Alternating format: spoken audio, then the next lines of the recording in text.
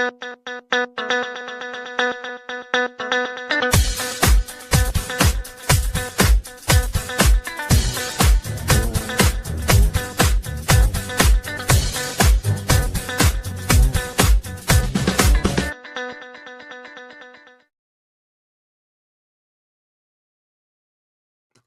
is up, everybody? It's Dr. Vibe here, host and producer of the award-winning Dr. Vibe Show, the home of Epic Conversations, and I'm the host of Epic Conversations, 2018 Innovation Award winner, 2020 Best Podcast News Award winner given out by the Canadian Ethnic Media Association.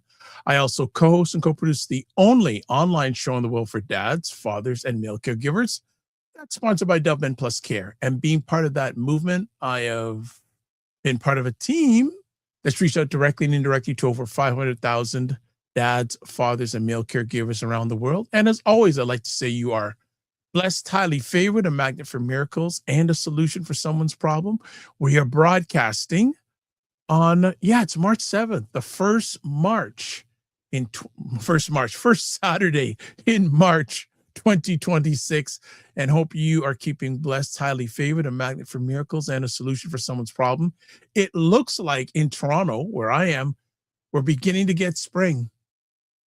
Like we went up, we're up to around, for the Fahrenheit people, we're on around 55 degrees, and it's cloudy. Could you imagine if it was sunny? It'd be easily 60 degrees. We'll take it. And we've been getting off and on rain. No worries about that. We can work that out. We can work with that. So I'm speaking that everyone's doing fine, keeping safe, and doing their due and doing their thing. And, it's interesting. So you are watching Primetime Live with Aisha and Lala. Just want to make sure you're watching that. And we had a first, something we hadn't done in a long time. Yesterday, we actually got on a call together and chopped it up a little bit. It was a lot of fun. You guys won't be seeing it. We won't record it, by the way. But it was a lot of fun hanging out, and it just as I'm going to use this. My dad says a lot. He says it was tonic for me. It was tonic hanging out with these two ladies. Now, yesterday, Aisha had some things going on. Lala's saying her hubby's sick. Okay, no problem. So let me bring up Aisha and especially Lala today, right? I'm good. I'm good. Okay, look at this. When Lala first came on, I went, We're having brownout conditions here. Oh. Yeah, so my connection might be a little jinky today, but okay, you get off easy. Is this Lala? Like it was funny. I was calling her Dr. Lala. If you would have heard Lala when she first came on from the green room, I'm going, what is going on with you? Sprinkle dust. Put the sprinkle magic dust on it. I don't want it. I almost said, Lala, don't do the show today because you're just not 100%. Cooties, man. The cooties keep trying to fight people, and I'm fighting back. The cooties. Man, are we going to play tag now next? Probably. That's how it goes in the house, right? When one gets it, then the other one gets it, and sometimes then you get it back. So we are trying not to do that. Okay, so what else is going on, ladies? I actually have been I spent today reading some really good essays by some high school students who are part of a youth conference that my mother's sorority is doing in March. And so I'm one of the judges of the essay contest. Nice. So I read 13 essays today by girls. Well, the topic is lost that quick. Creating generational wealth through culture, wellness, and education. Wow. Yeah. And so I read the ones for the girls today. I'll read the boys and make the comments tomorrow, but they were, there's some really good writers. There's one in particular. I was just like, oh my God, this was brilliant. But they were very, very good, very well written. And it's nice to see kids take the kind of time to enter things like this. There are going to be people who have entered the science portion. There were some who did art. the art competition, but I am judging the writing competition. Was any of the stuff that you've read so far, does it look any AI generated? Well, here's the thing. I have been very good at being able to check and tell what's AI generated when it comes to writing. Okay. And I think using it to polish, I don't have a problem with. There were some where I was kind of like, yeah, but I can tell when it's like part that people are doing it in parts. You know what I mean? Like when they struggle to get it open, but when they start talking about their own personal experiences, Right, and things like that, and making the connections with their family, and you really get to see their voice. That's where it shines. And we get to make comments, and so a lot of my comments are just really encouraging people to lean into their own voice, because I know it's tempting to want to go that route because it's easy, it's quick, it feels efficient, but the writer's voice gets lost in it. And if you're like, for example, not a published writer where the AI assistant can go and review all of your work, like I can do that with my own. sure. It can review all of my published work and kind of get a handle on my voice, and I can tweak things. I do that for like emails, but if you don't have that, it's just going to pump out general stuff. And oftentimes you have to remember too, a lot of that stuff that it does is in the voice of the person who programmed it. So you're talking a 21-year-old white kid with very little lived experience and doesn't have those things. And so you really have to mold your AI tool to who you are if you're using it for writing specifically. All right. Dr. Lala, I'll start off with you. Give me a win you've had over the last week. Oh, I had a vocal breakthrough on one of Yeba's song. Now, if y'all don't know who Yeba is, you need to go and check. What? Look, I don't. Oh no, Dr. Vibe, I'm gonna have to school you on Yeba. Oh, Yeba is this singer. Hold on. What happened to this Dr. Lala voice? So like the Lala has come back. Go on. It's in and out, but hey, I done told you I'm not claiming that. So we're gonna move that on over on this side because I don't want it. Okay. But Yeba is an absolutely fabulous singer. She's out of Arkansas, believe it or not, little country girl. And she's done a lot with Robert Glasper and many other people, but she has a phenomenal voice, and she does these fantastic runs that you're just like, all you can do is just sit there and just be blown away by her. So I've been working really hard with my voice, also getting real serious again with my guitar. Let my husband teach me now. Why not use the expert and not the apps? And I was able to do one of those runs this week. So that may not mean a lot to some people, but that means a lot to me. That's large. Aisha? Yeah, way, really. Nice glasses on you, by the way. Huh? Nice glasses on you. Oh, thank you. Yeah.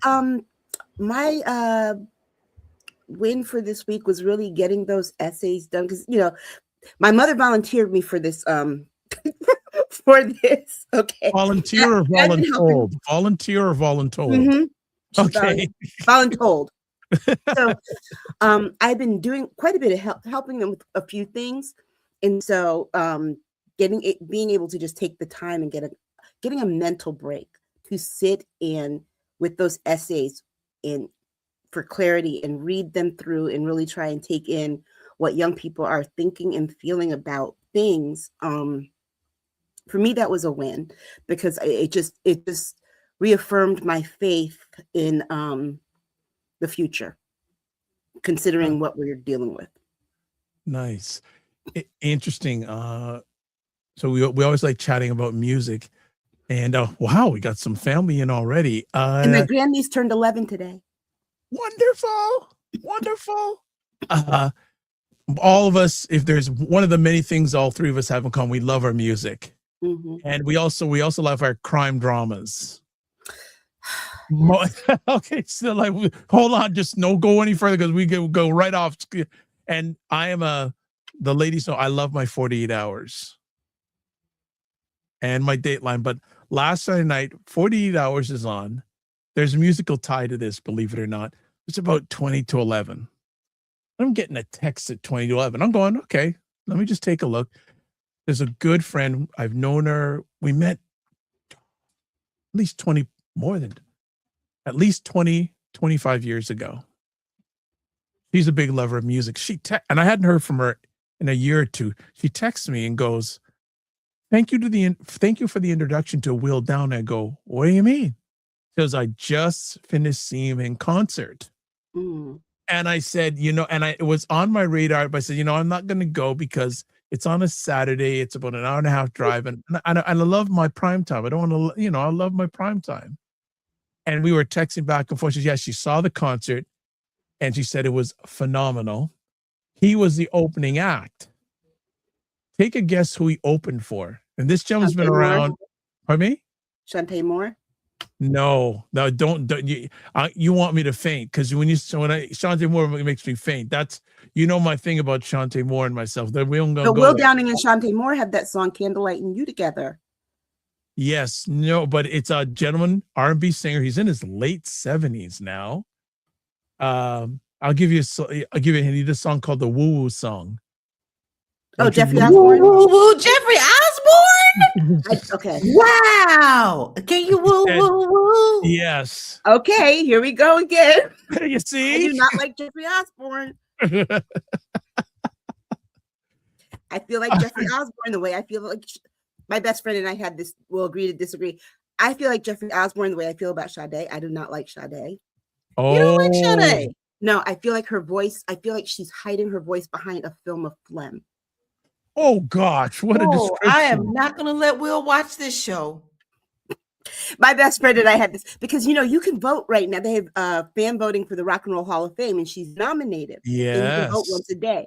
So my best friend and I were talking about this, and she just doesn't think that Lauryn Hill should even be nominated, right? Because she's like, no, I'm sorry. The way yes. you feel about Sade is how I feel about Lauryn Hill. I can't. And that was a conversation that we had. Now, Lauryn Hill, the only time, and I will say I was the only time I saw them was way back when. Who was it? Was it? Oh, I can't remember who opened for them. I'm trying to say, was it Living Color opened up for Lauryn Hill, and Living Color blew the Fugees right off the stage. Like it was. I saw the Fugees in they were at there's a place here, it used to be a club here, small club where people would come before they went to the big ones in New York called Toad's Place. And the Fugees were at Toad's Place. And I saw them there like when they first came out with nappy heads. And that's also the place where I first saw Wu-Tang when they first came out. Mm-hmm. Because they used to do like those underground hip hop groups, but then they also did the underground grunge and rock groups too. It was a really nice mix. But yeah, I give Lauryn Hill a little bit of grace because I realize that some of her struggle it's mental health.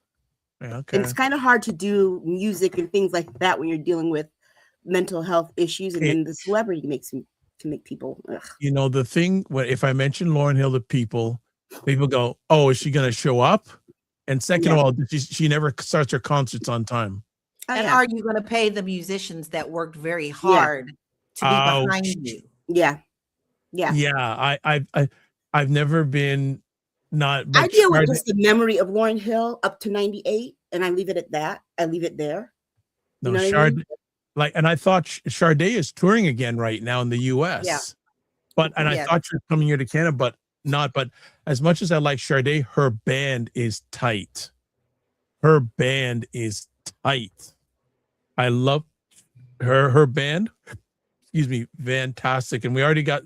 Okay, family, we'll go to the comments after because we've already started. But does every song have to be like a mellow, smooth? I think that's the part for me that is like. Yeah, I can. Will feels that way also, and me too about Moonchild. I love Moonchild, but I cannot really listen to them a whole lot because, like, girl, can you please get out of that zone? You always, and it's great for 1 or 2 songs, but after that, it's like, sing, would you just sing? Right. And that's how I feel about Sade. I'm like, oh my gosh. I'm like, does every song have to have that tempo of Smooth Operator?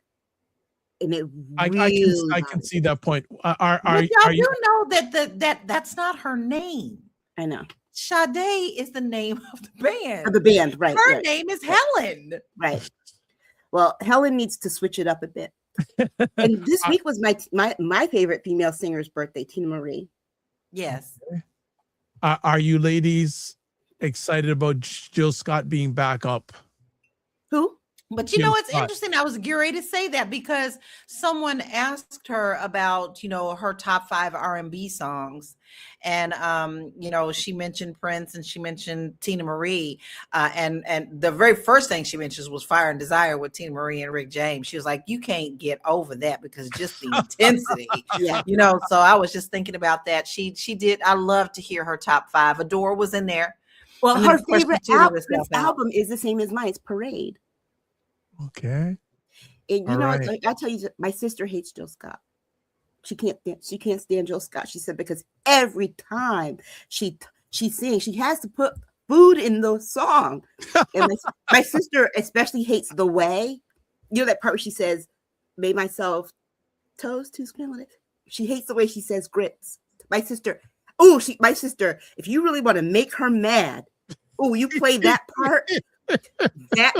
That and Love Like This by Faith Evans, my sister will cringe. She will try to scratch your eyes out. Okay. All right. She really hates that song by Faith Evans. And she's hated that since 97. Okay. No, I love Golden. There's the house remix of Golden. That The is Way is my favorite song. Not The Way. A Long Walk. A Long Walk is my favorite. Living my life like it's golden. That's part of my motivational playlist. The house, and that is not easy to sing. Ask Lala how she knows, because Lala sings it when we go out. That is not an easy song to sing. It's difficult. Which one? Yeah, it's very difficult. Golden. Golden. Have you heard the house remix of it? It's out of bounds. It's like, I mean, you have to go listen to it when we're done. Yeah, man. Like I just picture myself listening to that song, driving a Ferrari in open land, like 120 miles an hour, just go, just getting the feeling the wind on my brow, on my scalp, on my dome, just enjoying that song. Well, I'll tell you something. Well, I'll behave now. It is getting harder and harder for me to listen to some of the people I loved in hip hop because there's such fucking disappointments right now. And I'm just like, the list keeps going. I can't listen to a Snoop song at all. It just makes girl, I'm done with him. I'm just done with him. Nothing of Snoop. I am just done with him. I'm just like, No, Snoop is a marketing machine. He ain't an artist anymore. So Yeah. All right. Yeah, well, when you went to the dark side, I don't have nothing to do with it. Exactly. And that's how I feel about so many of them. It's like, I have no problem crossing you off. It's so disappointing.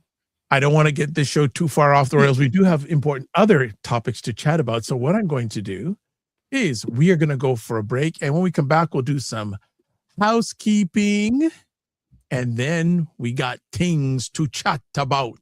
And how. College Black Men Can Talk live on Sundays at 8 p.m. Eastern, where Dr. Vibe, Kofi Sadat, and Kofi Morris come together to have real, unfiltered conversations about life, culture, and community from a Black Canadian man point of view. Watch Primetime Saturdays on Saturdays 5 p.m. Eastern, where Aisha K. Staggers and Laura Lala Key try to make sense of the nonsense in American politics and culture. And by the way, they do a very good job of it. Just want to tell you.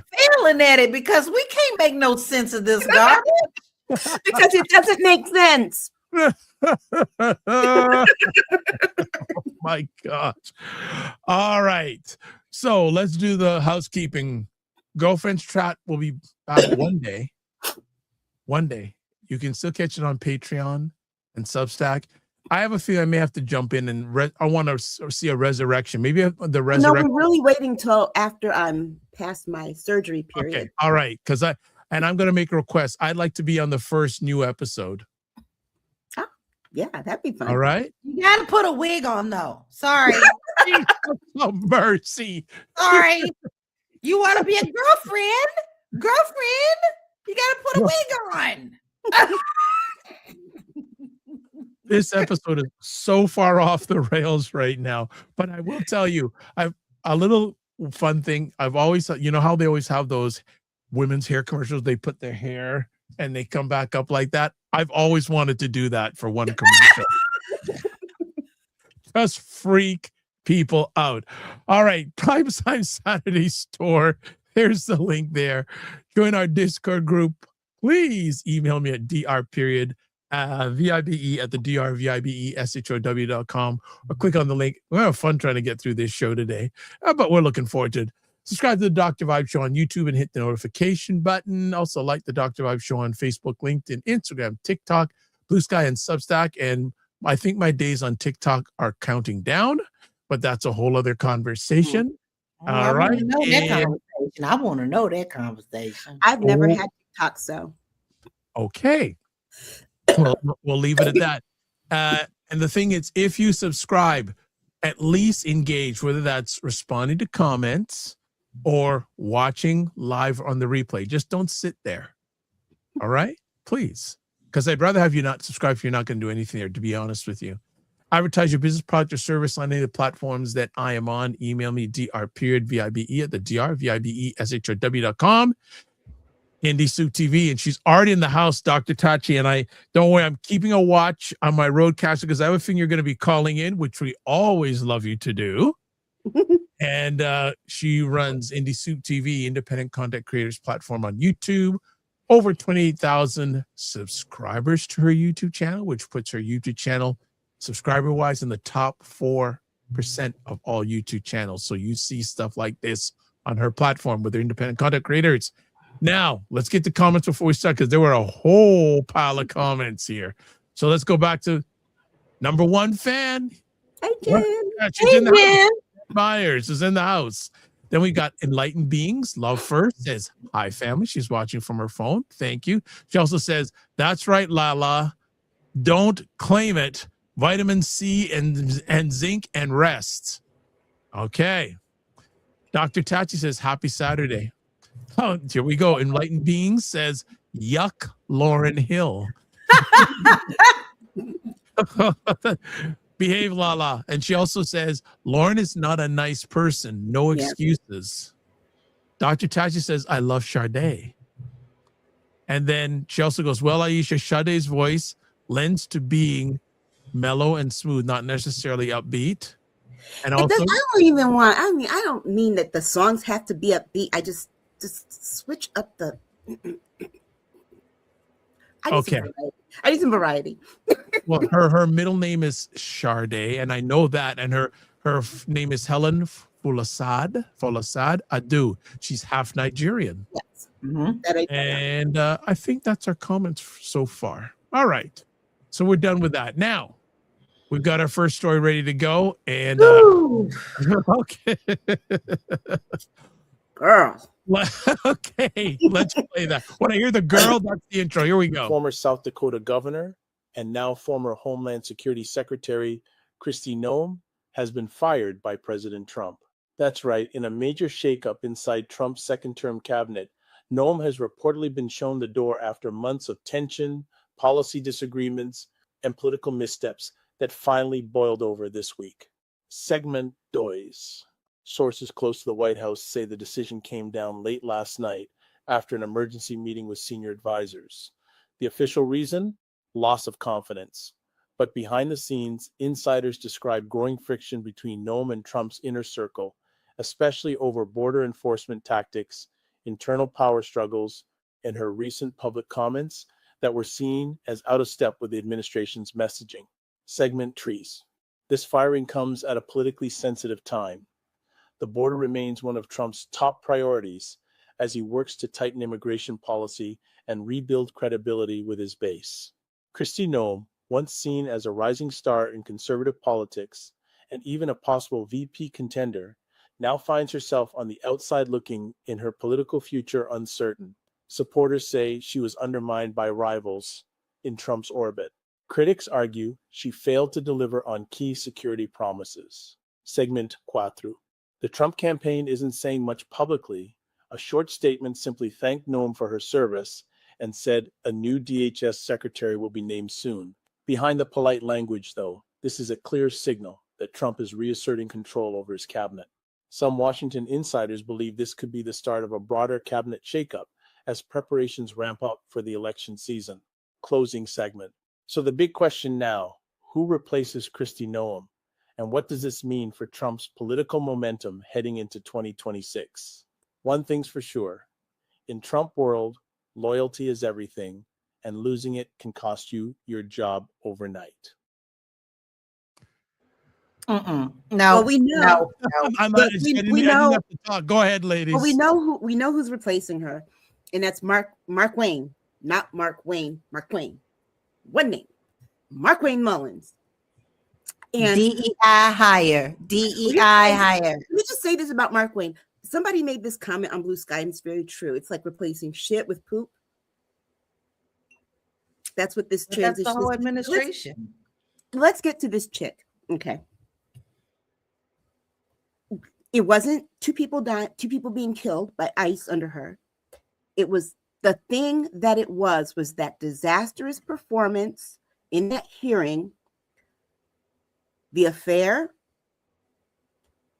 and then those ads. And when John Kennedy, Republican senator from Louisiana, asked her specifically about the ads to promote herself, and if Trump had okayed it, she lied, because it's about the contracts. And then Joan and Goose, who's a Democrat from Colorado, got into the weeds of the contracts. But she spent $220 million to run these ads in targeted locations. Because I didn't see any except for like the videos that people showed me. I hadn't seen any on my TV. However, this woman took taxpayer dollars to promote herself in advance of 2028 because she had aspirations of running in 2028. I was really surprised because when I saw that the ad, somebody ran it, one of the news organizations ran it the other night, and I was watching it, and the first thing she said, "Me and Donald Trump welcome you home." I'm like, wait, you put yourself above him? This man's ego is so fragile. What? Let me tell you something. That's the easiest thing to not do. That's the easiest thing that you should know to not do with him. His ego is so big. If you dare, why do you think JD Vance sits his behind down and shuts up? Because he knows. They none of them have any sense. There's no such thing as common sense or anything. They're all out for one another. But I'm sorry, I need to interject something, Aisha. I don't mean to interrupt you, but I really feel that people need to stop saying that this wench was fired, because fired means you are out and you don't have anything else to do. But this is nothing but a big shit show, a big clown show, because yes, she's out as DHS secretary, but she wasn't exactly kicked to the curb. Right. Trump created this brand new title that never existed before, and it's called Special Envoy for the Shield of Americas. Now, if that don't sound like a Marvel comic to me, I don't know what. But this job didn't exist before now, and it was invented just for her. So she's still getting paid with taxpayers' dollars. And it's funny because Miles Taylor, who was the one from the first administration who wrote the anonymous article, he said that this is what Trump does in order to keep people loyal, but also keep them quiet. And he did it in the first administration, where he created positions for people, kept them on the payroll, kept them on their health care, just so they wouldn't speak to the press about the chaos going on inside. And when I say chaos, we all know the chaos that we see from DHS, but it's 100 times worse than what we know. And how do we know this? Because if you've taken a little peek over in the Fox universe, even they have started trashing her. You know that's bad. You know, But to back you up on this, you know, a part of this is really crazy. Let's look at how this came down, y'all, because a lot of people are tripping about this, and it's true. Noem was actually on stage talking and doing something. She didn't even know that this had come down. So when the decision had been made, she was still talking like she was still over DHS. Then and the same thing goes with you know, Mark Wayne. He didn't know nothing about this. All this came out on social media. What kind of shit show are we running where things get announced on social freaking media? This is the craziest thing I have ever seen. I mean, we are so far down the shithole. You know, all those countries that he said were shitholes. Well, look at what you've made America. Yeah. And it's even worse that he's making these very critical decisions on social media in wartime. Yeah. That is absolutely stupid. And not only that, but you fire the Department of Homeland Security person on social media. They don't know because she's still speaking. She doesn't find out till the press tells her when she steps off the stage.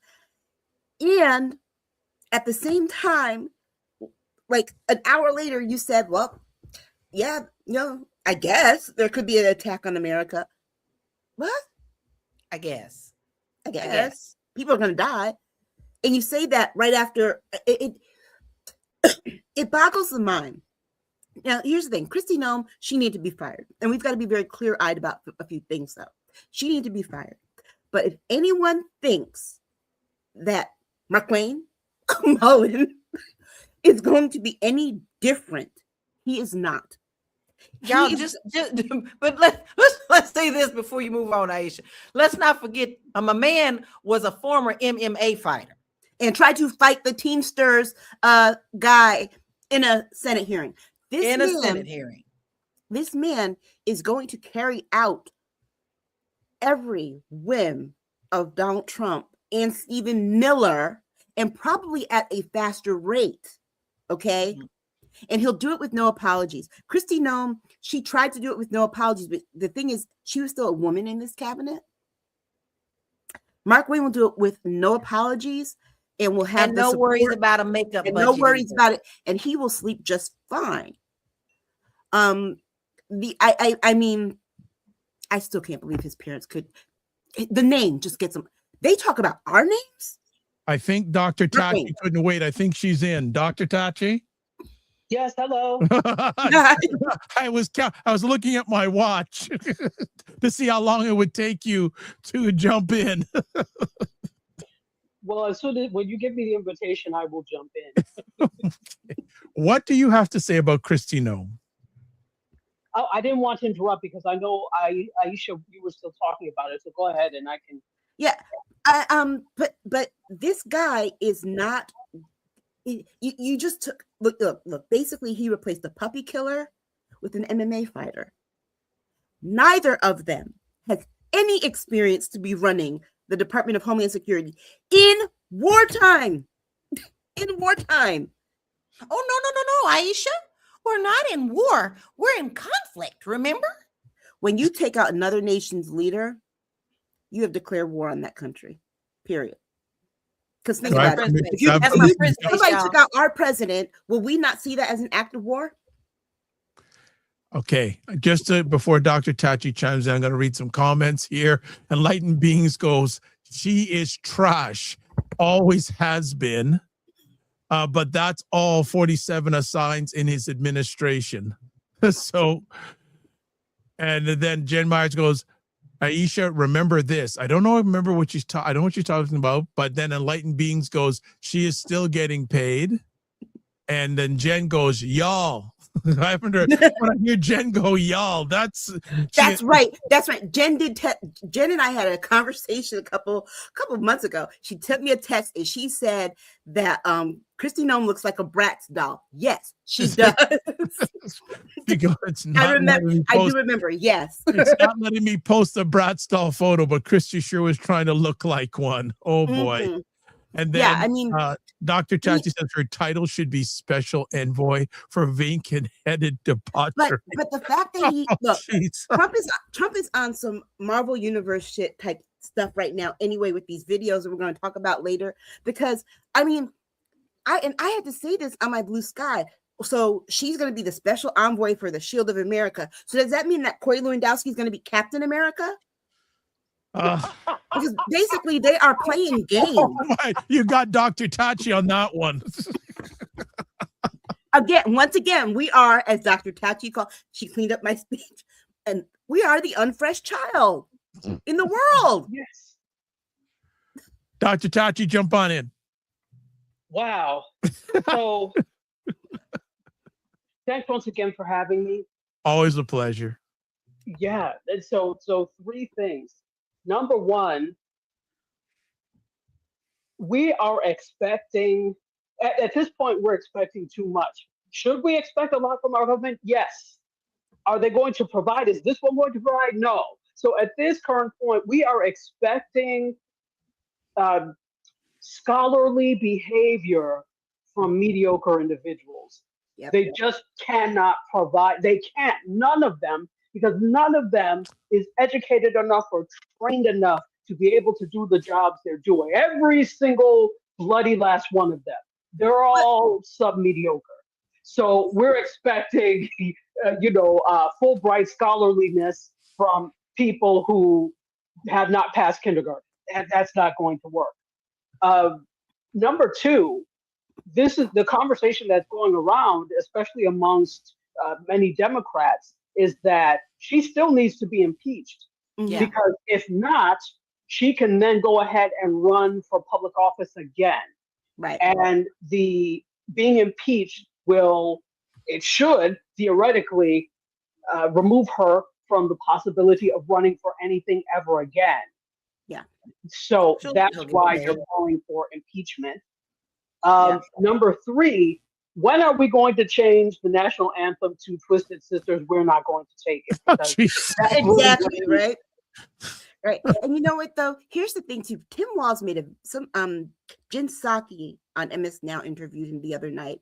And he said, well, now that she's not there, she needs to get used to spending a lot of time in Minnesota. Because Minneapolis, they are carrying through. Minnesota is carrying through with investigating her. Yeah. On all these charges. And they're going to be calling her in for depositions. And then, rightfully so. And Dr. Tachi is very right. They need to impeach her. But the thing is, and I think this was strategic on his part, by moving her out of the position, they can no longer try to impeach her because she's not in that role. Now, what Congress should do, she'll be in that role to the 31st of March. What they should do is move to do a vote now. But you know that little Muppet, Mike Johnson, the one who looks like a 12-year-old version of, what is it, Alfred Newman from the Mad magazine? Mm-hmm. He is not going to do it. Because guess what? He's not going to do it. He's not going to run up on Trump. Why? Well, because, there's documents on him too. There's documents on him too. You got that right. Mm-hmm. So right. So here we are in this space. And let's be very clear. How do I say this? There are people in this country who care more about the lives of dogs than they do about people. Yeah. So the woman who shot the dog in the face, she's not going to ever be elected to another office because the people who she would need to vote for her, who look like her, aren't going to do it. I wouldn't do it because I love my dog. But here's the thing. That thing alone was the reason, and Trump knows that. That alone was why he didn't pick her as VP. Oh God! Can you imagine that? People. Jesus, can you imagine that nightmare? Lala, what do you have anything else you wanted to add to Ms. Noem? No, she never should have been there in the first place. First of all, we all know that every single person that Trump has picked is garbage, is trash. They know nothing about any of these positions. They're only there for some glamour reality TV show that they think they're a part of.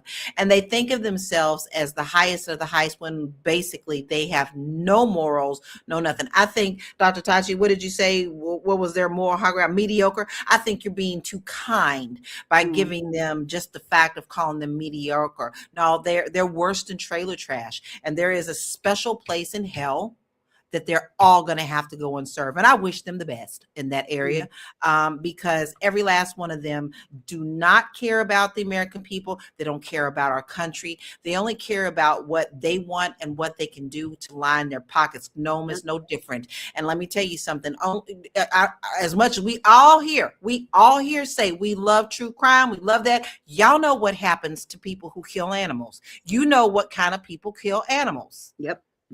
And that's how serial killers usually start. And that's where they start. So, and she's proud of it. But I was very glad to hear that I think it was Rankin who said, "Oh, don't worry, I read your book, you who kill animals." Like, I'm really glad that he said that. I also am really glad that he called out the fact that she's an adulterous woman, although that doesn't matter anymore in today's age. But if y'all saw her husband, oh my God, her husband was like, "Oh my God, wait, did you just say that in front of me?" What is the black woman's name? The one out of California who had all the clippings of her affair and read everything and asked her about, have you been having sex with Corey Lewandowski on the country's dime? Yes. And she just asked her out blatant. And if you saw, and this is the thing that's very telling, because there's a picture that someone snapped when that question was asked of her and her husband sitting behind her. Yes. To the left. Yes. He was not looking at the congresswoman with daggers in his eyes. He was looking at her. And that should tell you everything. Everything you need to know. But I say this, if Democrats win the House and the Senate, go back and try and hold accountable, you need to tell her people who took that money to run us back our money.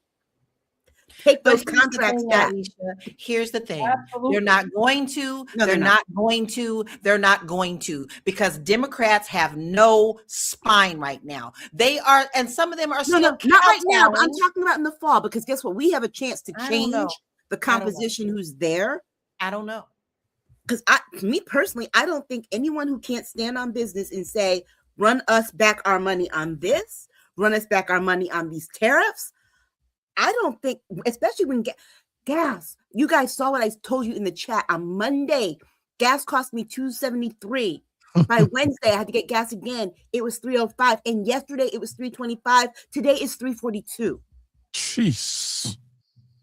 I'm saying I don't trust anything right now. The way that they are moving in in plain sight, not even in freaking shadows, about what they're doing about the elections. Let's not play around with that. Let's not just play like that this is going to happen and we'll be able to vote everybody out. No, ma'am. Sorry, don't believe that, because what did he say? He said, if we're in war, do we have to have elections? Now we got 4 or 5 of them going, and this is exactly what he wanted.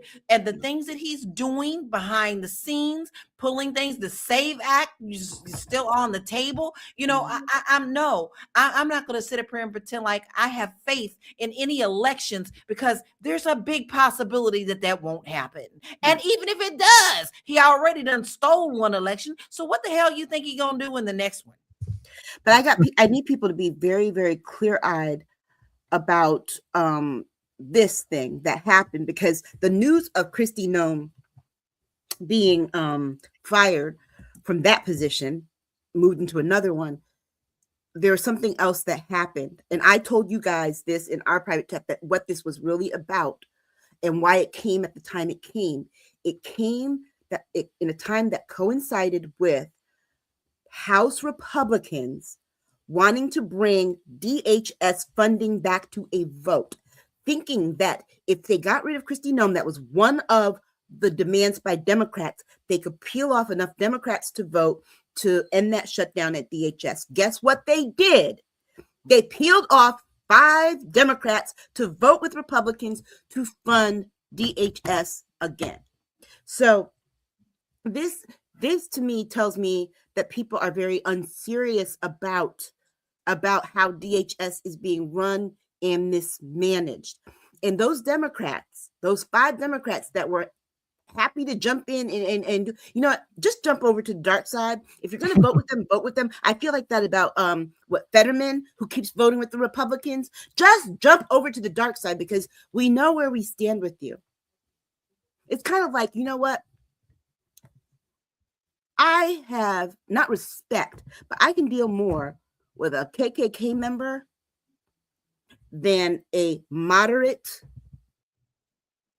white person who has racism, but they didn't tell me, oh, I'm not. No, I know where I stand with that KKK person. With you, I don't. And this is how I feel with our Democratic leaders right now. Yeah, I'm sorry. I don't have any faith in them at all. So it's not, look, it's good riddance to bad rubbish. Hello to worse rubbish. Dr. Tachi? Yes, 100% to everything that's been said. They absolutely need to run back the money for that $173 million sky brothel that they bought with beds and bedrooms and Dom Perignon, whatever the hell else they have there. So they need to run people back the money for that, definitely, if nothing else. Well, you're talking about half a trillion dollars, or half $1 billion. Yeah. Exactly. And the thing is, they are running through this money like it's water, and it's our money. Case in point, this is why if you look at the comments on social media, I'm following a bunch of people that are talking about these things that are really, well versed in all of this. So I'm looking at it. I'm looking at the comments, and it's like, who is filing exempt this year? Who's not going to pay? Because people are tired to that point. They're like, oh, I'm not giving you a dime else to run because you've already proven you can't manage what we have. You could argue that they've never been able to manage things properly in general. But now, in particular, that you have everyone unilaterally across the board who has no idea what they're doing. They're not able to handle our money well, and they've proven it. You now are in a serious deficit.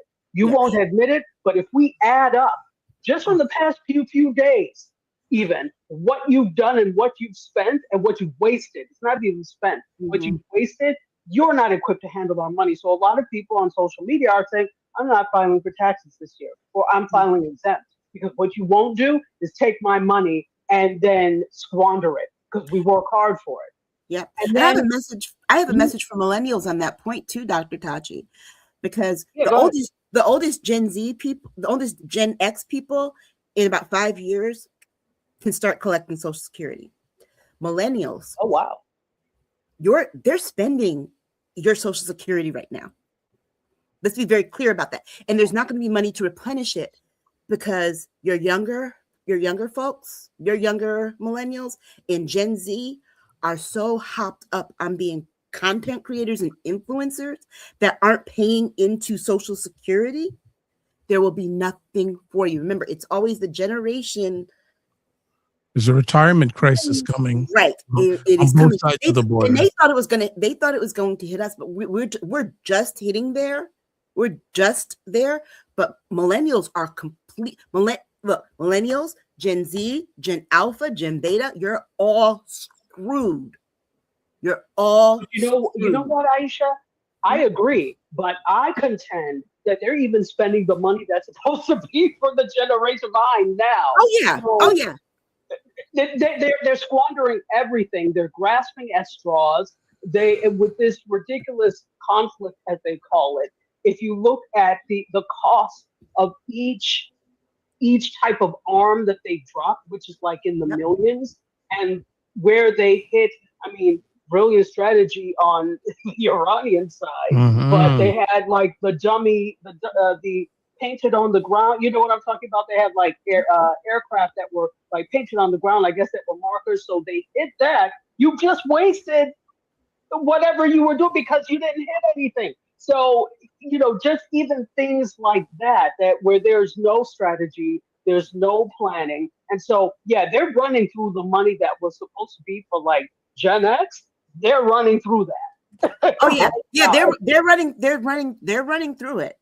But there will be, whatever's left comes to this generation first. Whatever's left. There will be nothing left. There's nothing to give. There will be nothing left. And the thing is, you know what? There actually might have been a little something because we're actually a smaller generation than millennials, which means that wow, you know, because remember, it's the generation before you that pays into Social Security that you collect. So we would collect what baby boomers paid into it, and they're a bigger generation than Gen X. We were already a smaller generation than the millennials. So it was already about to be short. Now there's about to be $0 into anything. And the scariest part is this. I know that they're doing it intentionally because what is their goal? What is it that they're trying to push on people? Crypto. Mm-hmm. They're running through this money this quick so they can turn around and be like, well, guess what? Well, we're a cryptocurrency. Our national currency is crypto. DC just can't spell cryptocurrency, let alone understand how crypto works. They're just doing what they want with it. Right. And then the stupid tech bros are going along with it because they just want to fly under the radar. Really quickly, though, two points. Okay, fine. If you don't want to give people Social Security, stop charging us for it. Thank you. Stop it. If you really are saying, you know what, we're done with this. This, you know, it came up as a way to get people to save, or really for you to forgive them an interest-free loan. It came up this way, and now we don't want to do this anymore. We're not going to charge you anymore. Stop charging people then. If this is not the system you want, stop hiding under the pretense of, oh, it's for retirement, and then you get pennies on the dollar when you retire. Stop the rubbish. Don't charge me anymore and give me back every single cent that I've already paid into the system if you're not doing that. Every cent. And then secondly, I don't remember if it was you, Aisha, or you, Lala, that talked about the five, I think it was you, Aisha, the 5 Democrats that they were able to wrangle on the other side.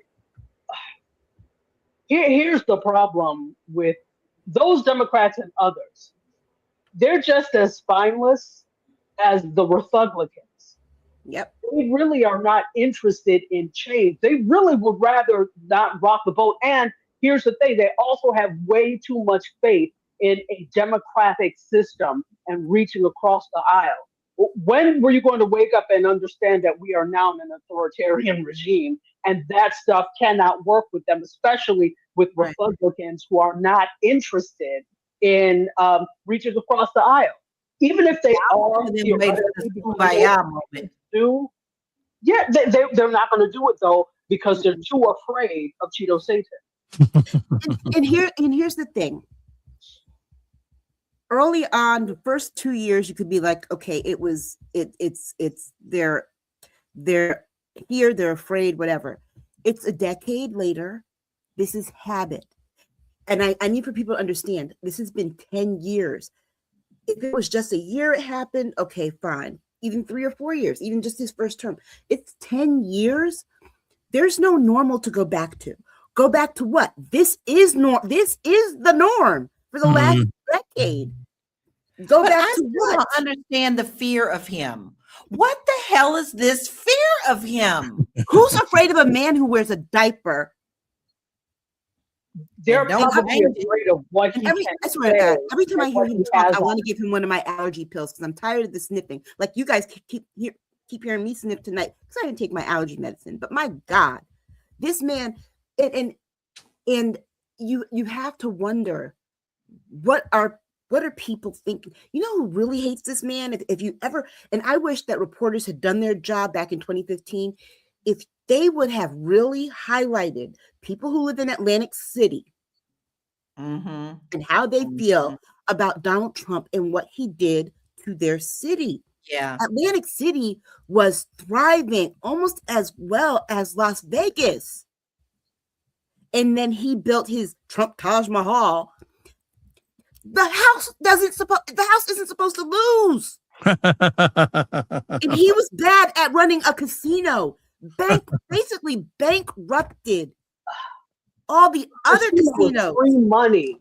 That is basically free money because people willingly come in and give you money, taking a chance. You basically should be raking in the cash. How do you mess that up? That's what I want to know. By putting it in your own pocket. Exactly. because even the investors came in and got bullied by him to pay for his divorce from Marla. Yeah. And look, I live in a state that has 2 casinos, Foxwoods and Mohegan Sun.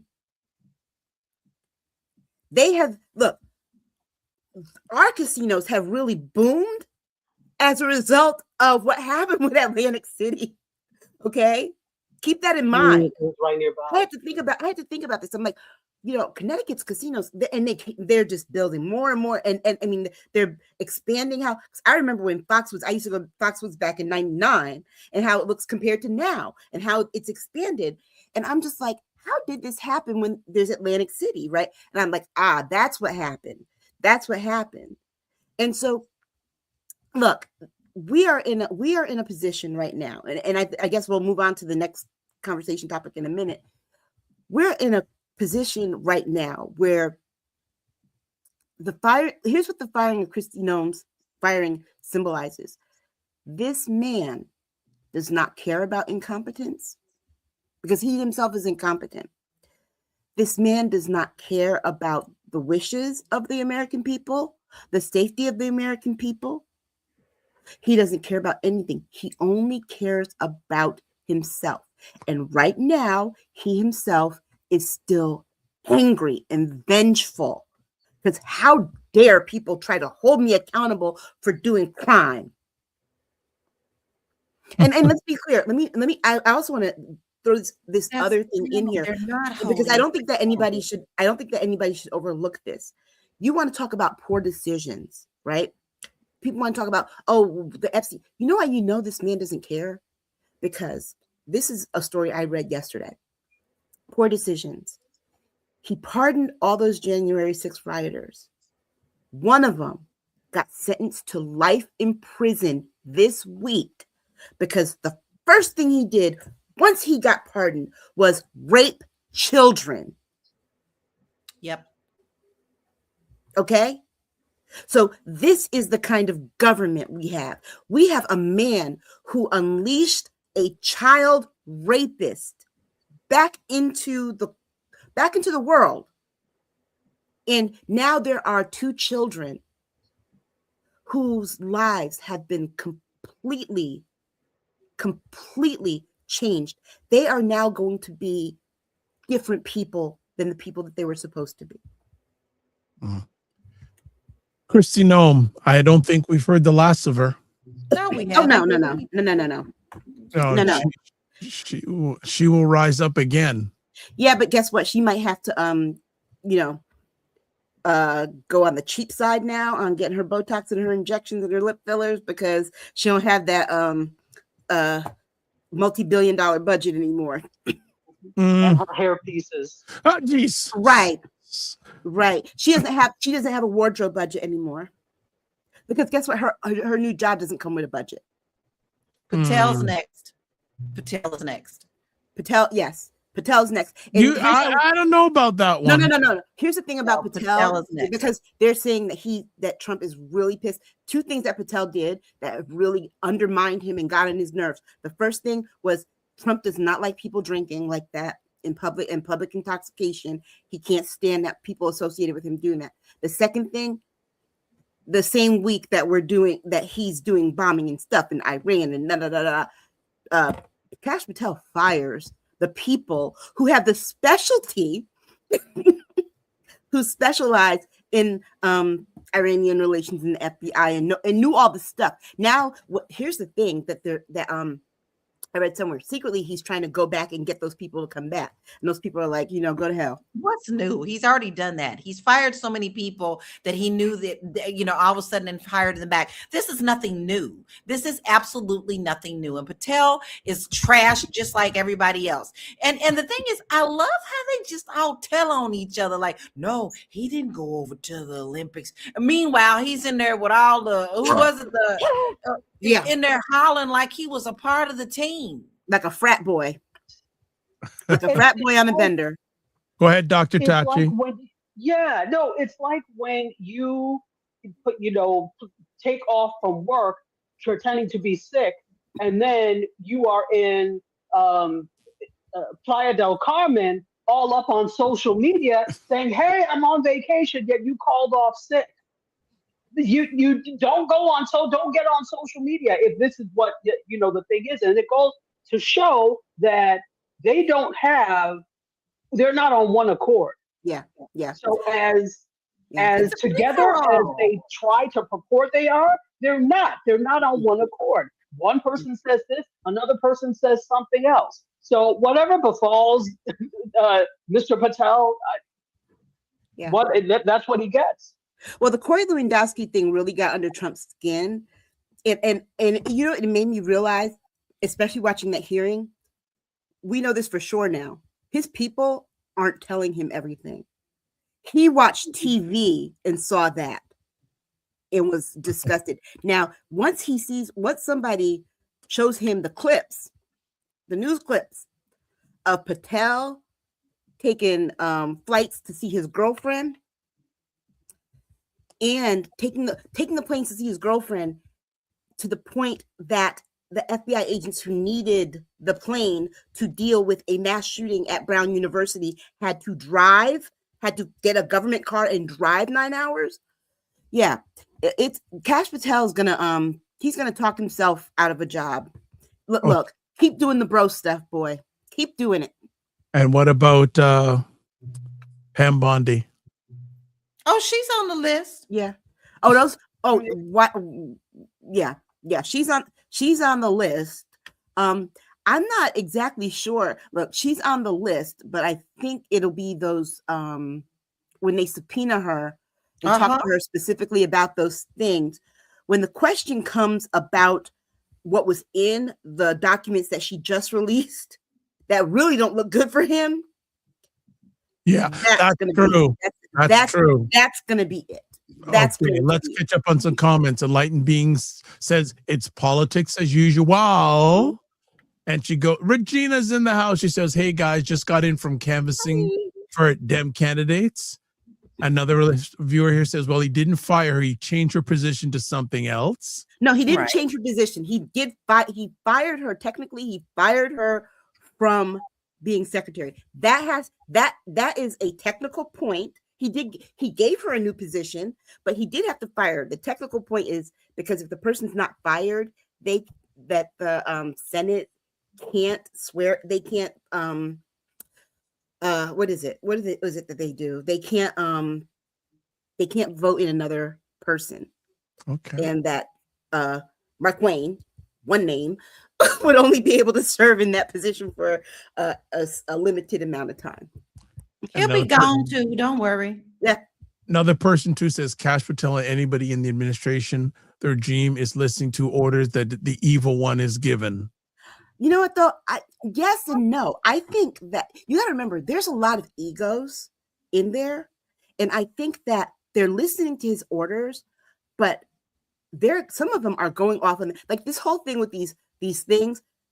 Kristi Noem went on her own and approved those no bid government contracts. And when he found out about it, he didn't give the word for that. So he was mad.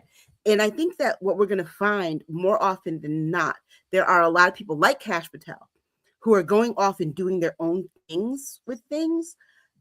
Tulsi Gabbard is another one that they're not, that he's not aware of yet. We might be, but you got to remember, they keep him very, very closed in terms of what he sees. Guess what? Here's the thing, for example, he quoted He quoted a poll where it said that he had a 90% approval on the job, a 90% approval on the war in Iran. What they didn't tell him was they only polled the most extreme people in MAGA. Yeah, So that doesn't mean, that's not 90% of Americans. That's just 90% of the extreme MAGA people. Well, 90% of 5 Oh. still 90%. So right, exactly. See, they don't get in the weeds. They just told them, well, 90% people approve. They just let out MAGA extreme. And okay, I just saw on the screen. So have a friend visiting the show, Daily Scrum News, which is my good associate, Donovan Martin, and you should check out the Daily Scrum News online. He's actually on one of the shows I host, The Morning Vibe. He's on the first Monday of each month at 9 a.m. He says, Noem will turn on 47. The last time she addressed Congress, members of the Senate stated, quote, 47 with fire you, and when he does, we're coming after you. I wonder about that because she really does want to be president. She really does want to run in 2028. That's what the ad buy was for. It was to promote her in areas where she thought she could win a primary against J.D. Vance. And I'm not so sure she's going to turn on him because she saw what happened to Marjorie Taylor Greene the moment that she did, and that MAGA turned on her. So I really think that she's. Yeah, I don't think she has the heart. I don't think she's got the guts like Marjorie did on that. She wouldn't be able to take that. So Regina says, remember that SNL line from Dan Aykroyd to Jane Curtin when they played newscasters? Jane, you ignorant. Yeah. Apply that to Noem and Bondi.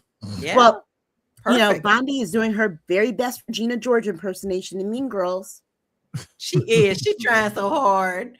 Poor thing. I actually created an illustration of her as Regina George sitting in front of Congress. Oh my goodness! Oh my! Aisha was like, I have.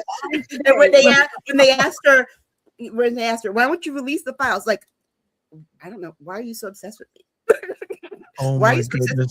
So Regina says, and Dr. Vibe will disapprove of my comment, but I don't care.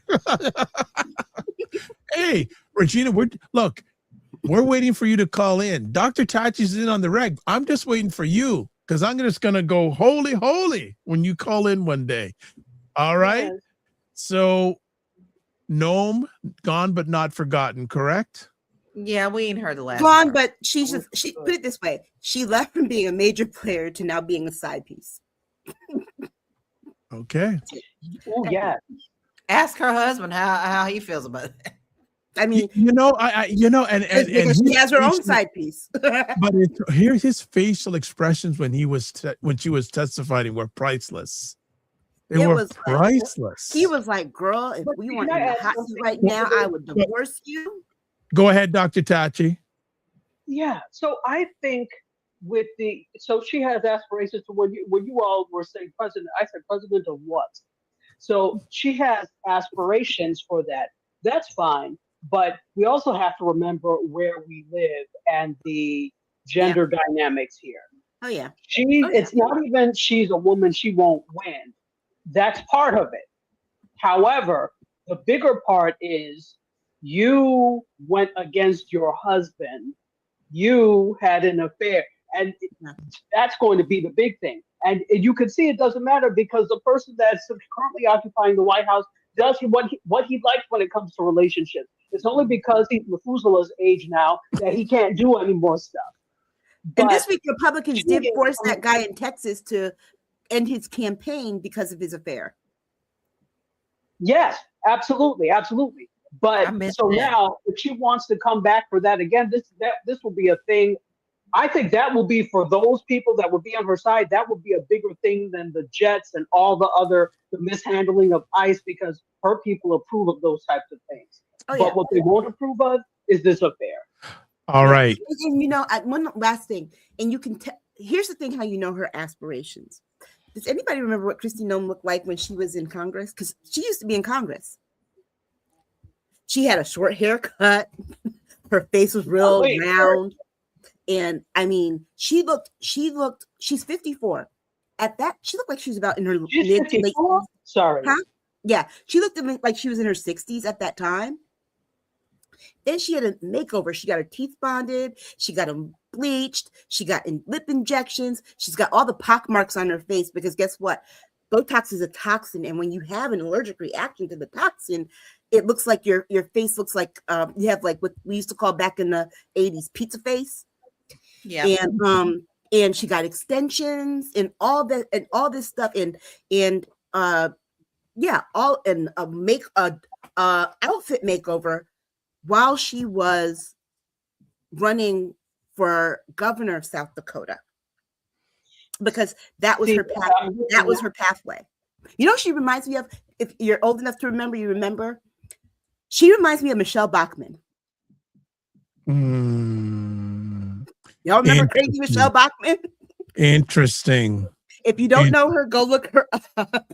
All right. Regina says she wouldn't want to be responsible for my heart attack, Dr. Vibe. You won't be. Don't worry. It's all good. Dennis Kremlin says Noem will not win a primary. There's a quiet storm brewing behind the scenes with Ruby and Vance to be at the top of the ticket. Oh boy. But you know, here's the thing. I don't think she cares. She's a glutton for punishment. Look, people couldn't even tell her. People kept telling her, you're wrong, you're going to fight. She did not care. I don't think she cares. I think that, here's the thing. A lot of these people run with the hopes that one of the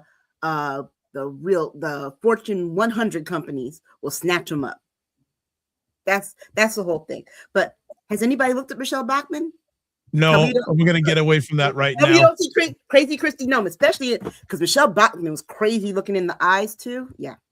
All right. Let's move on to our next conversation because I didn't know you. Well, you know, you ladies make incredible. I didn't think you'd go this deep on Kristi Noem because I said, okay, all right. Let's go to our next conversation piece. Here we go. The America-Iran war is now in its second week, and global reactions are splitting the world into camps: backers, critics, and the terrified middle. From Trump's demands for Iran's surrender to UN ceasefire pleas, here's the breakdown right now. Thanks for watching. Due my next time. U.S. allies rally. President Trump frames U.S.-Israeli strikes as essential to dismantle Iran's nuclear program and proxy attacks. The UK, Germany, France, Canada, and Australia affirm Israel's right to defend itself and back curbing Tehran's influence, though they stress de-escalation. Canada's foreign minister called it a necessary response, but warned of refugee flows and oil spikes hitting North America. Europe's tightrope. EU leaders like Macron decry the dangerous spiral, pushing emergency UN sessions and restraint from all sides. They condemn Iran's missile retaliation on Israel and Gulf allies, but hesitate on endless war, citing energy crises and migration risks. Public protests in Paris and Berlin demand peace now. Russia, China, Axis, and Global South. Russia and China label U.S. actions illegal aggression, vowing diplomatic and economic pushback while urging Iran to hold firm. Brazil, South Africa, and others warn of grave regional fallout, refusing to endorse strikes and fearing oil disruptions for emerging markets.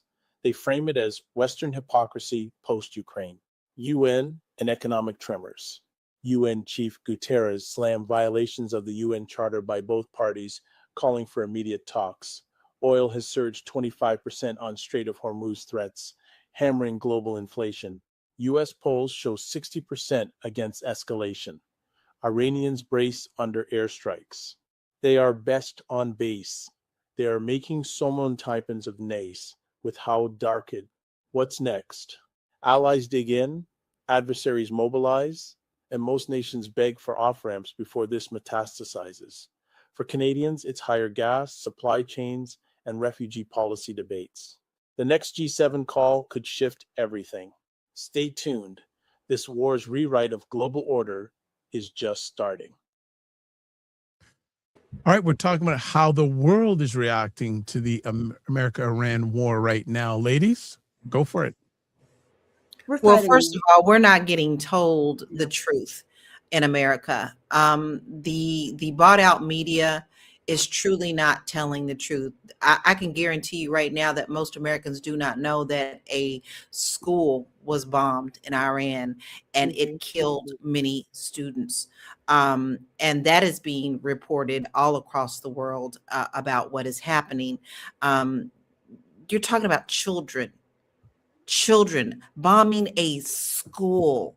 But then again, you're coming from a country that doesn't care about children, and the fact that we still have all these school shootings and this mass shooting. So why should a school in Iran be any different for the American people? International coverage is really focused on saying what is happening. There has actually been over, I think the last time I checked, 1,300 civilian deaths from this. But this is where things start getting murky. International media has been covering the civilian casualties. The school and the bombing is in the humanitarian part of it.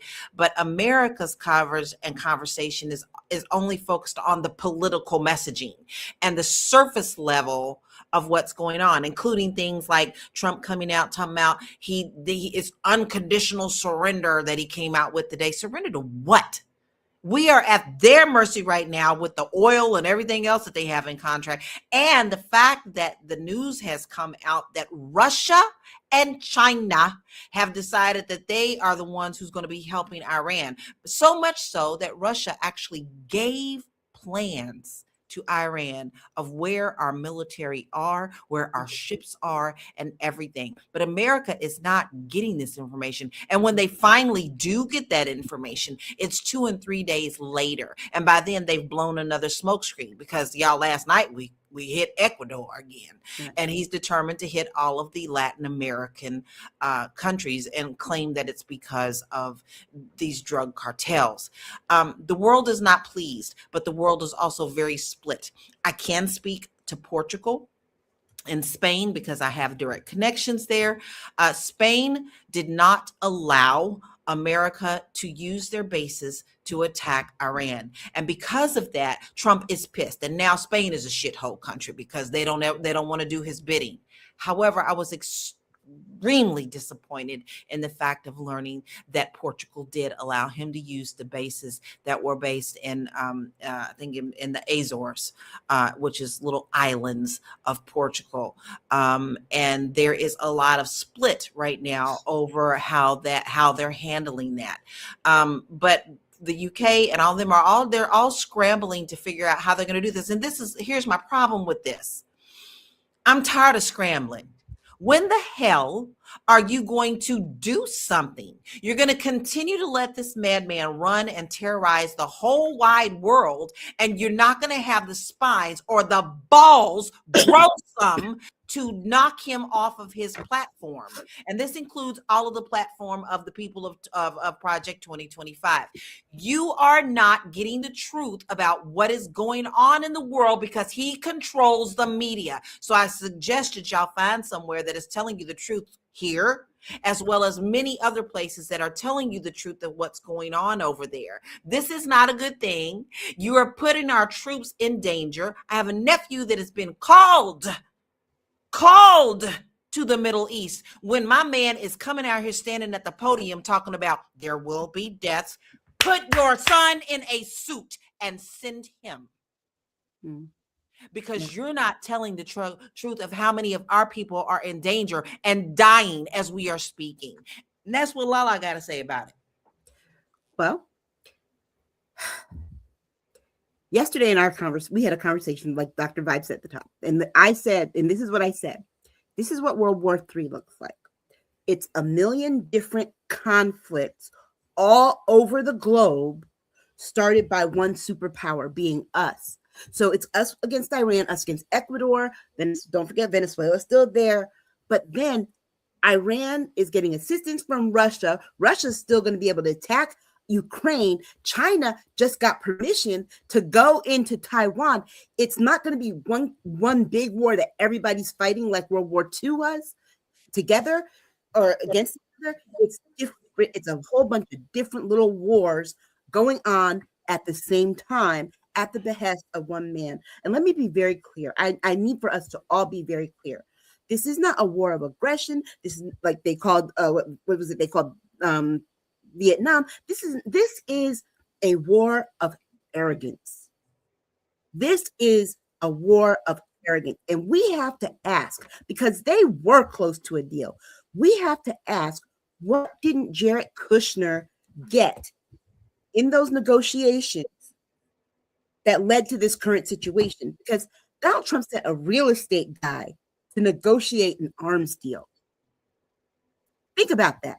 He sent a real estate guy to negotiate an arms deal. Of course, there was never going to be any solution on an arms deal to a real estate guy if he doesn't get the real estate he wants. Let's be very clear-eyed about that. And beyond just that, we have to go into how this country is treating this war. Lala, I feel you're passionate about your nephew being called, because they're over here treating this war like it's a game. How do we know? They got gamers creating content. They got gamers creating content, taking clips from Braveheart, SpongeBob SquarePants, Call of Duty, and meshing it in with real footage as if that is supposed to be cool.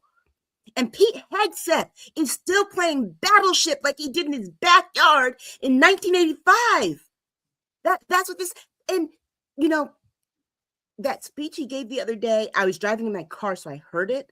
It was worse when I got home and saw him. This man is looking in the camera, maximum force, maximum power. Like, dude, this is not a Hollywood set here.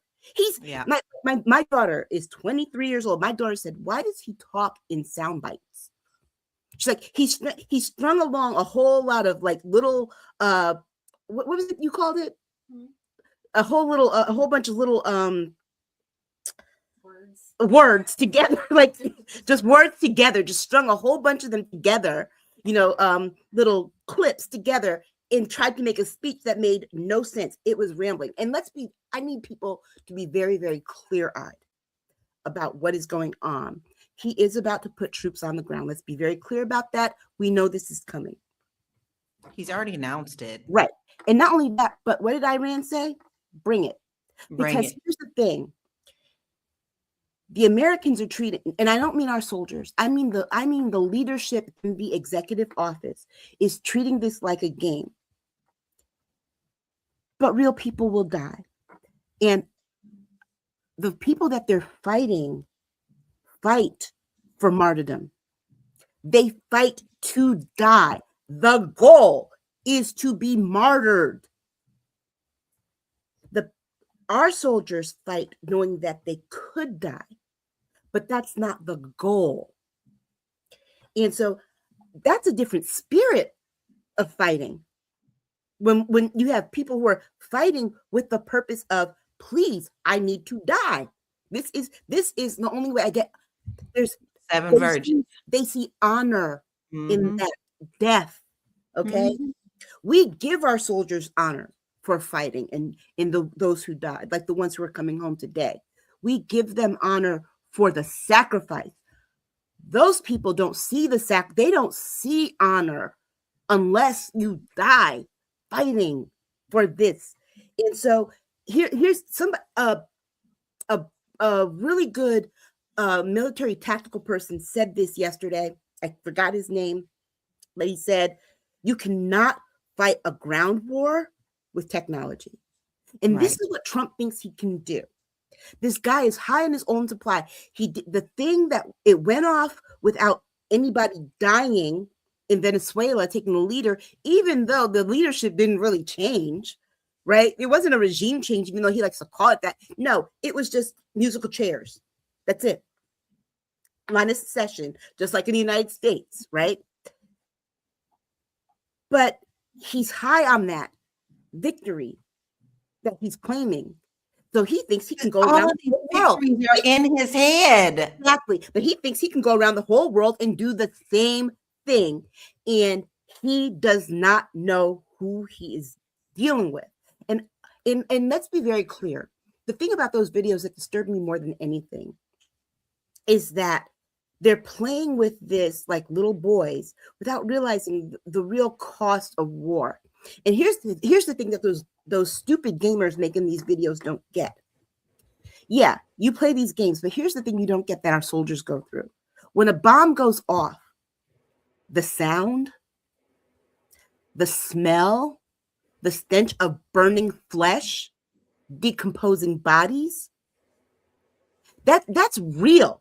That's real. Our soldiers are going to come back with PTSD.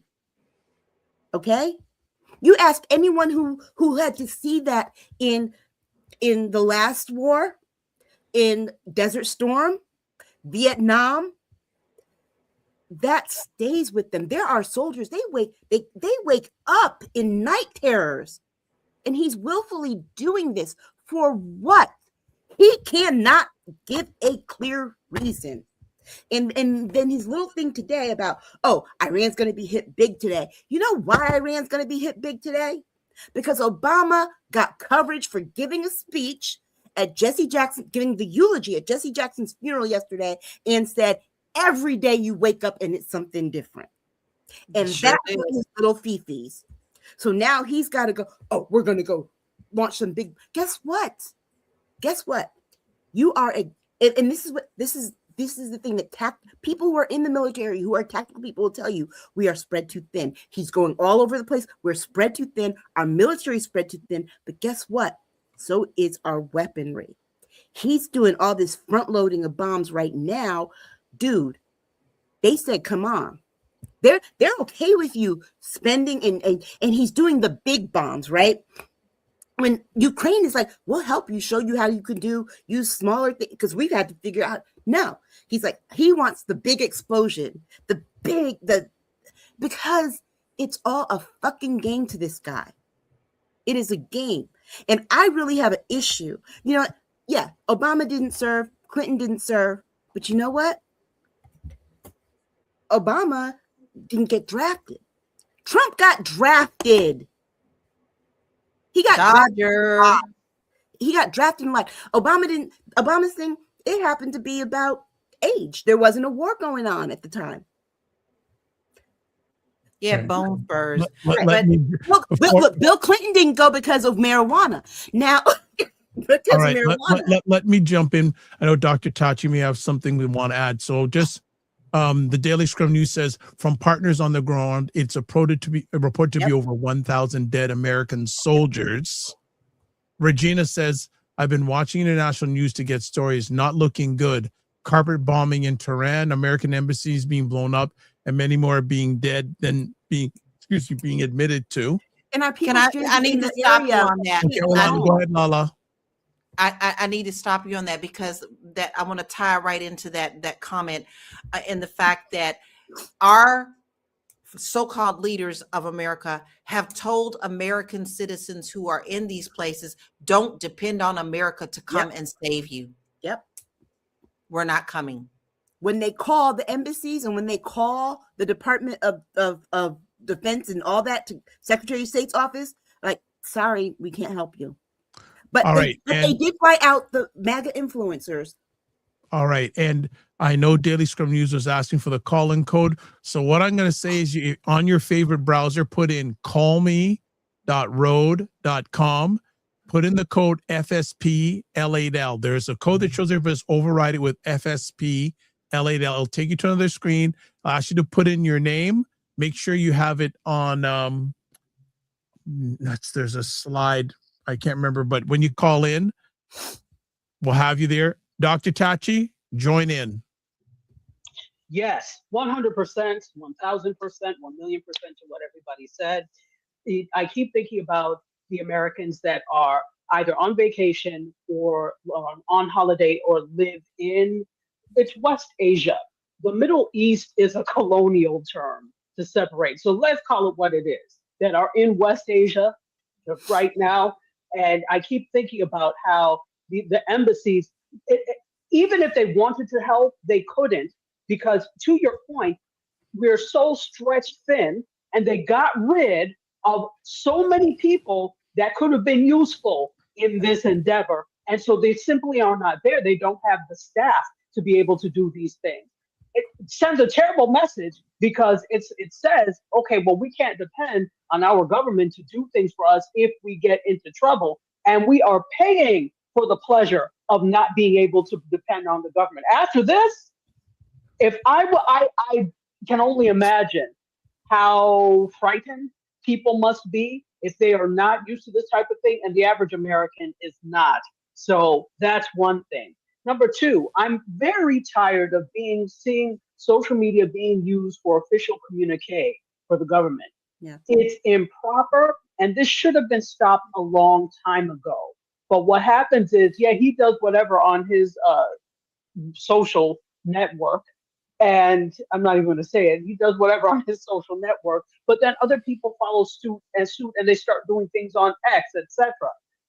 I get it, but just because you have a social account, you should not be putting official policy and official word on different things, different happenings on social media. That should actually come after the fact. But what has happened is that's the first line of quote unquote defense before it's actually announced. And I'm like, that's improper. So when things quieten down, we need to come back and look at why are people, government officials, putting official policy and a communique on social media. That should not happen. It's helpful in terms of proof for us when things are being done wrong, but it's improper for that. And then, okay, now it's law. Let's stop that. The thing is, too, I'm also very disappointed in where is it? What good is the UN? The UN is absolutely useless.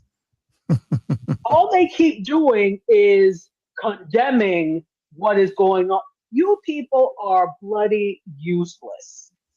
I'm pointing fingers at Europe as well. Why are you allowing? This is the thing they're allowing. Spain grew a backbone and said, "Oh yeah, you're not going to," or as they say here, "You're not finna land your planes and things here." But everybody else is humming and hawing and thinking there's still a modicum of good in this individual. My dear, there's not, and there's never been. So why are you allowing this? So I look at Europe and I'm like, now how did you start enslaving again when you're this untogether? It's not a word, but I'm making it one. So I'm disappointed in Europe's response, and also UN, where are you? Stop just condemning and actually work on doing something. If you are, my bad, but I'm not seeing it. Yeah. Another thing that they don't realize here is that certain cultures, we don't have a good cultural compass. So we don't understand things from a cultural perspective. People from different Arabic cultures, I know I'm Nigerian, we don't take disrespect lightly. So when you do things that are seen as disrespectful, believe you will feel the wrath afterwards. So you're coming from an American standpoint and you think everybody has a Western or American standpoint, and they simply do not. And so now what you're seeing is also a result of being disrespected. In addition to what Aisha said, they have nothing to lose, because if this is seen as honorable, you said what? I have nothing to lose. And that's very dangerous when you're up against people that really have nothing to lose, because this is seen as honorable. So to Aisha's point, and then finally, what they're also not looking at, and I posit that they don't give a damn, is that they're actually creating a mental health crisis that we're talking about now, these times of war. And you both just talked about this. When you are a soldier and you come back home, they're going to be dealing with some major PTSD. Whenever there's times of conflict, that's always the case. But it goes even further than just the PTSD. You're creating a conflict where that can also lead to homelessness, that leads to drug abuse, that leads to a whole bunch of other maladies that then also costs us money. So the cost of the war in dollars is beyond what you're doing right now. It's right. Also a human cost, and there's also the extended financial cost when these soldiers come home and things may go awry. So that's what I have to say. Well, remember how come the opioid epidemic got so bad in this country, right? Yeah. Look, it's people coming home. And think about a lot of the people who were soldiers coming home injured. They were just giving them scripts, giving them back to back, not even controlling for it. But you know what else, Dr. Taki, you said something that made me think about something that I said to Dr. Vibe and Lala yesterday, was that we are about to see something like we've never seen before. We're about to see something like we've never seen before. And this man, he's going into all these conflicts. But remember that people retaliate. This kind of stuff radicalizes people. This is what makes people, people don't just out of nowhere come out and say death to America. Correct. Right? This is what radicalizes people. And his assumption is, somebody asked him, do you think there'll be retaliation? Remember what he said? Yeah, people will die. But guess what? His assumption Look is at how he said it, Lo, Right. y'all. Just listen, his idea is that retaliation is going to be immediate on American soil. And what did I tell you two yesterday? I said it's not going to be immediate, but we got two specific dates we need to be concerned about. We've got a 200, because it's symbolic. 9/11 happened on a date that was symbolic. What is 911? That is our national emergency number. 2 dates this year. We've got a 250th anniversary on July 4th.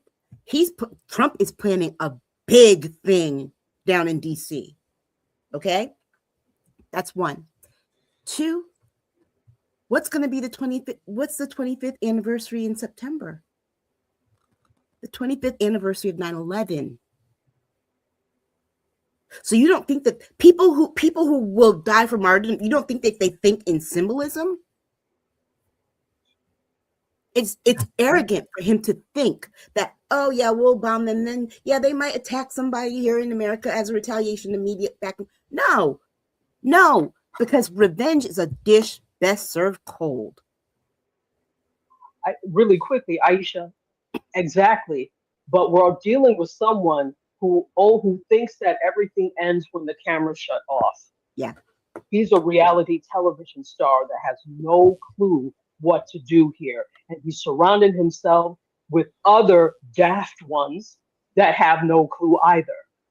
Yeah. It's a recipe for disaster from the start. Yeah. And I'm really afraid for young people because, he's like, oh yeah, we've had record numbers during. No, you haven't. Stop lying. No, the military has been struggling to recruit people, and I'm very afraid for these young people now who are in high school now, early, just getting out. I'm really afraid for them because they can't even tell us how. When you ask them how long, they're like, well, we don't know till we're done. Well, guess what? George Bush kind of said the same thing too, and it went on for years, decades. So I'm really worried for the next generation, particularly those who because somebody else asked him about the draft and he said, oh, we might have to. Well, he's so flippant about it. And I really worry for young people. So let's bring it back to sober real quick. Because I know we've talked about this and we could talk about this forever because there's so much going on with this, but I want to sober this up. And I really want you guys to listen to the fact that today, March 7th, 2026, 6 U.S. Army Reserve soldiers were brought back home.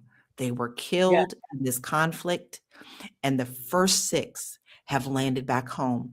Not only have they landed back home, the ramifications of this are worldwide. And these families are the ones that are going to have to deal with this. Yeah. So Major Jeffrey O'Brien, 45 years old, Captain Cody Cork, 35 years old. Hold on. Daily Scrum, turn the echo cancellation off.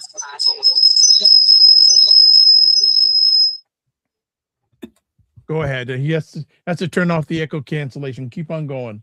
Chief Warrant Officer Robert Marzan, 54 years old. Sergeant First Class Nicole M. Armour, 39 years old. Sergeant First Class Noah Tizin, and if I hope I said that correctly, 42 years old. And Sergeant Declan Coda, 20 years old, are American soldiers who died in service because of a whim of a madman. All right. Yeah. Okay, let me talk. So Daily Scrum, turn on the echo cancellation. I can't let you on because you're echoing. There should be a slider that you have that says echo cancellation. Slide it to the green.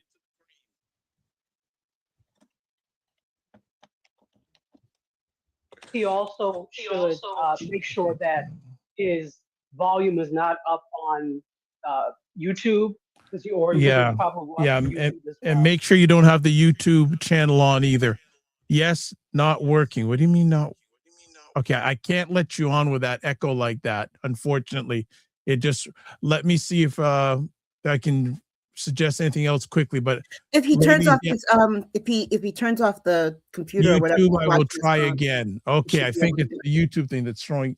Yeah, I still hear that echoing. Yeah, I think with this conflict, I agree with what everyone's saying here, because the retaliation will happen down the line. You just think about retaliation right here and now. Right? It's a long game, not a short game, right? Yeah.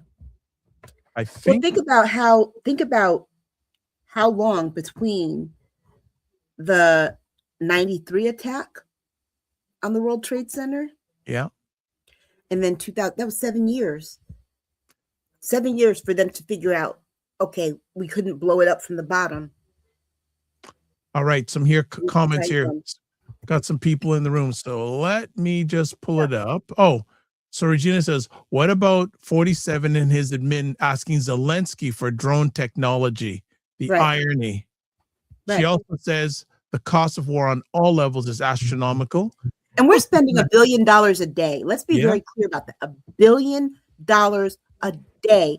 And that is not, someone said that is not even the administrative costs. That's what we're spending on the technology part. So technology, yeah. So Stina Canella says, hey, says, hey, everyone.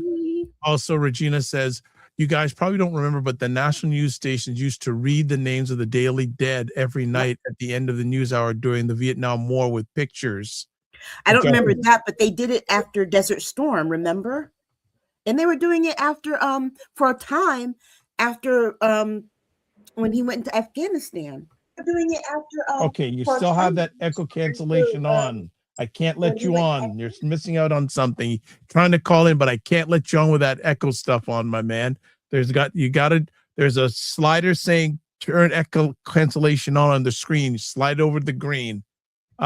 Regina says, thanks, Lala, for reading their names. You're saying it's turned on, then you've got to turn up. You must be listening to this at the same time, or you're getting some sort of echo. But every time I turn you on, I get echo. Hold on. Okay, I don't hear it now. Are you there? I'm here. Thank you. All right. So this is a really good friend of the Dr. Vibe show, Donovan Ralph Martin, Senior, who runs a great online publication called The Daily Scrum News. So I'm going to do this, Donovan, because we're coming to a close pretty soon, but I want you to spend 30 seconds introducing the Daily Scrum News and then give some perspectives that you feel will add positive value to the conversation. For sure. Your guests are fantastic. I love listening to their commentary about what's going on, especially from stateside. We cover the news, national, local, and try to give it just the facts without the spin or the rhetoric, and because people need the news. And here's one thing we could tell you for sure: just because we have lots of partners working on the ground in Iran, in parts of lots throughout the Middle East. The casualty to the US soldiers, from what we have been told and seen, is well past 1,000 casualties. The number is staggering. Remember, there's over 40,000 US personnel stationed throughout the various bases. The Bagram Air Base alone was completely obliterated. There is no standing US base in the Middle East right now that is intact. Another thing is, and the biggest thing people are not being told by the US media, is the significance of the Bagram Air Base, because that is where it housed the US Fifth Fleet. That is their refueling, their weapons depot. That is where the USS Cole and the USS Gerald Ford and any of the supporting battle groups would have gone to rearm.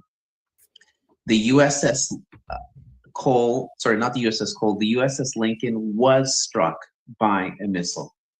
That is not being told, and it's being downplayed.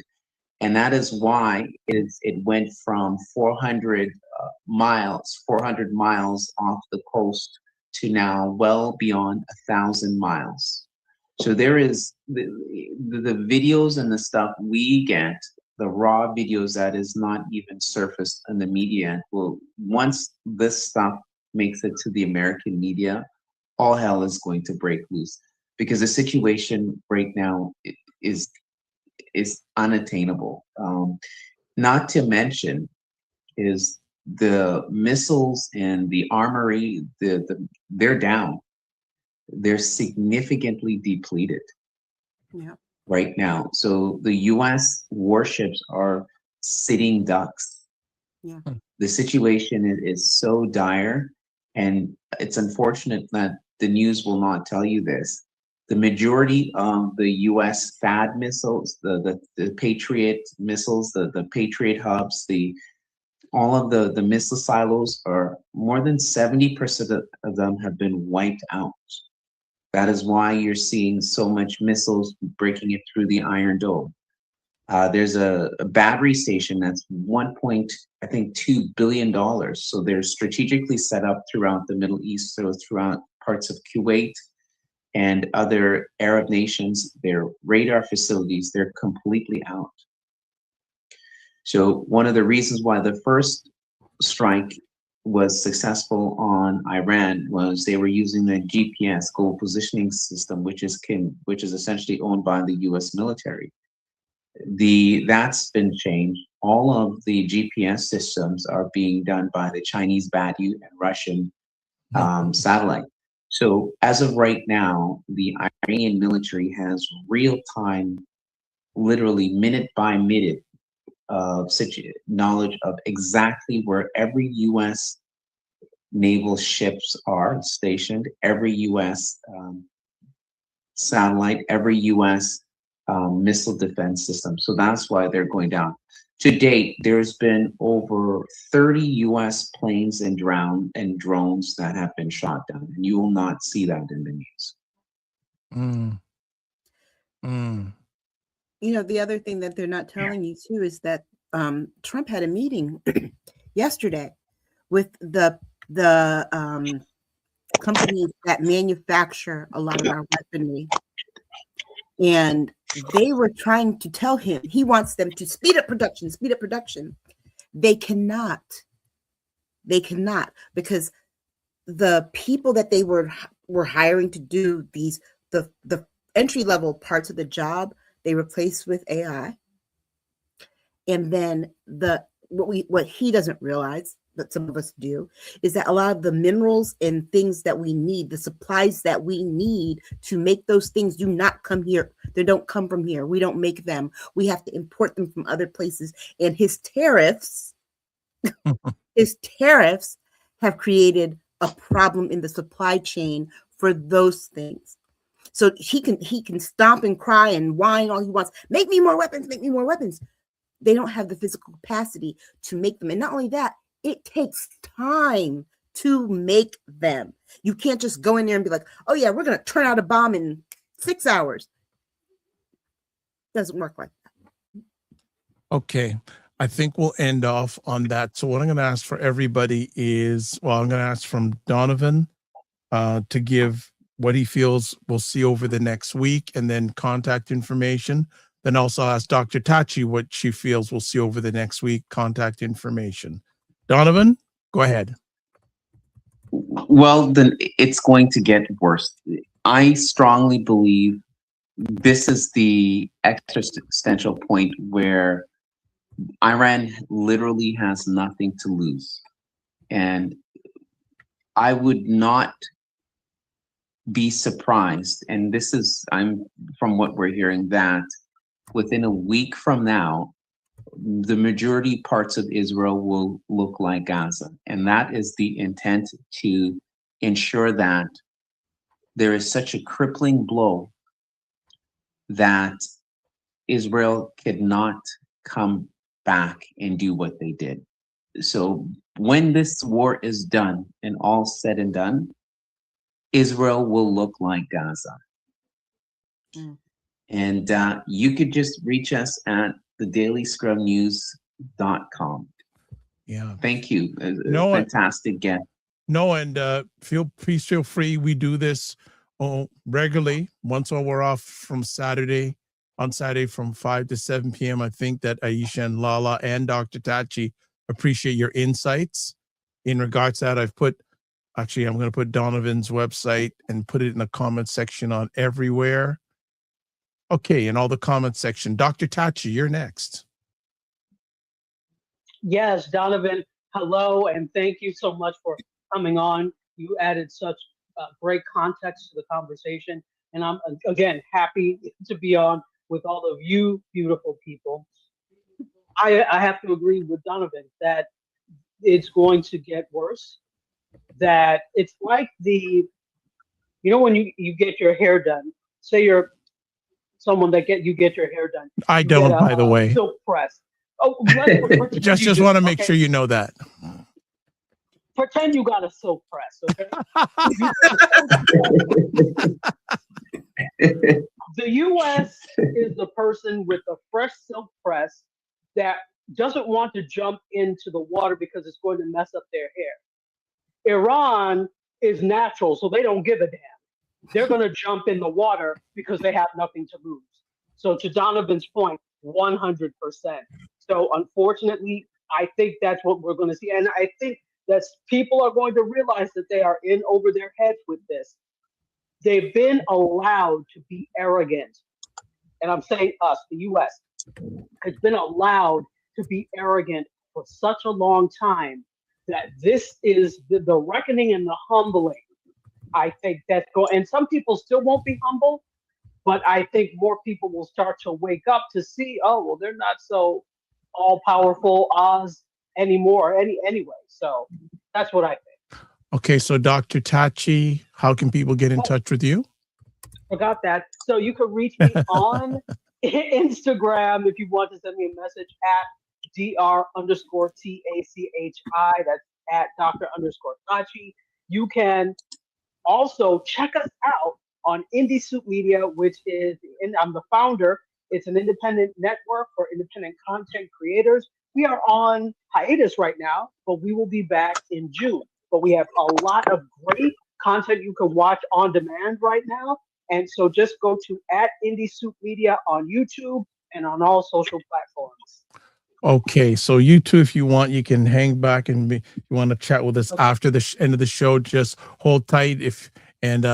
We'll hang out. All right. We'll do how you can contact both our ladies, because they've said what they've had to say on this conversation. So first things first, we want to know where you can get a hold of Dr. Lala. Well, you can find me at laurakey.net. I have a lot of free things there for you to help you in your lifetime. In the scheme of things, it's a little hard for me to tell you to go there to find free things when the severity of what we are going through in America is so beyond words. If you want to reach me, you can reach me there. But my last word is please, please, please do not act like this is just some news story. We are dealing with real life. People are losing their lives, and the administration is lying to you, and you can continue to argue with one another however many times that you want to over what is right and wrong. I do know that life matters and our soldiers matter. American people matter. And when the people who are supposed to take safeguard over all of those things are at this corruption stage, at what point do we, the people, decide to stand up and do something about it? We outnumber them. There is protocol. Don't you dare say you are powerless, and you need to stop arguing over things that don't really matter. American lives are being lost. This is not okay, and it's not normal, and it never will be normal. Do something. If that means that you just need to go to the library and help a child read some kind of way, do some kind of good, go do it now. Stay in the lane that you can help the most, but don't ever let them continue to divide us with the lies that they are doing now. And that's all I have to say today. Thank you, Lala. Thank you, Lala. Appreciate that. Next up, Aisha Case Daggers. My information is down below on the screen, but I think this might actually be my last show for a while. I will learn on Monday for sure. Yeah, I agree with everything that Lala said, but most of all, more importantly, protect your peace, please, because things are about to get really hot. And I want you have to be well in mind, body, and spirit, because that is the only way that you're going to be able to be clear-eyed about what's going on. Thank you so much. Thank you, Lala. And bring it to myself. So, if you want to find out more about me, I'm the boring one out of the whole bunch, but if you want to find out more about me, best place to go to is taplink.cc/the drvibeshow.com.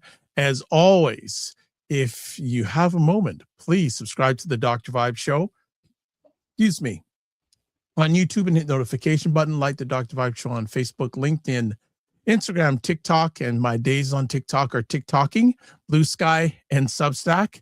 Also, if you want to advertise your business product or service on any of the platforms I'm on, please email me dr.vibe@thedrvibeshow.com.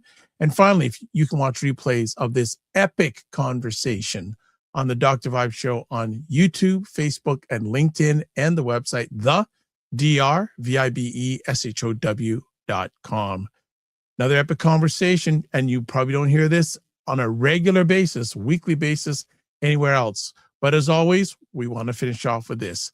Live your life as a dream. If you can dream it, you can make it. Sometimes you have to get smaller to get stronger. Block assumptions, aim bigger, aim better, aim higher, aim wider. Love, faith, and respect. Don't just manage your time, manage your energy, and remember to give yourself grace. And if you're not making money, make history. Try to do both. And God bless. Peace be well. Keep the faith. Well, good. And also want to shout out people liking this on Facebook: Mary Jo Allen, Bart M. Van Patten, and of course, number one, Jen Myers. God bless. Peace be well. Keep the faith. Walk good.